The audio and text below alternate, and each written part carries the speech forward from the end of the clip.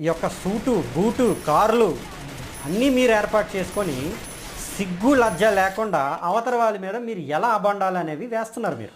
ఇంకోటి అది కాదు భాస్కర్, నేను ఇంకో విషయం కూడా విన్నాను.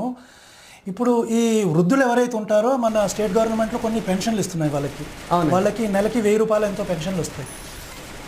ఈ పాస్టర్లు ఆ 1000 రూపీస్లో కూడా 10% తీసుకుంటున్నారని విన్నాను నేను. తీసుకుంటారు, చచ్చిన సవాల్ మీద చిల్లర పైసలు వేస్తాం కదా, మరి ఇలాంటి వాళ్ళు 10% తీసుకుంటారు. మరి ఇలాంటి వాళ్ళు ఒక శివశక్తి సంస్థను కొందరు కామెంట్లు పెడుతూ నన్ను కూడా అడిగారు మీరంతా డబ్బులు తింటున్నారని. అవునండి, మరి ఎలా వీళ్ళు ఆరోపణలు చేయగలరు? ఇలా మీరెంత డబ్బులు తీసుకున్నారు? ఇప్పుడు నాకు ఇది తెలీదు. బేసిక్గా ఇలా చేస్తే డబ్బులు వస్తాయనే విషయమే నాకు తెలియదు ఇందులోకి వచ్చే కంటే ముందు కూడా.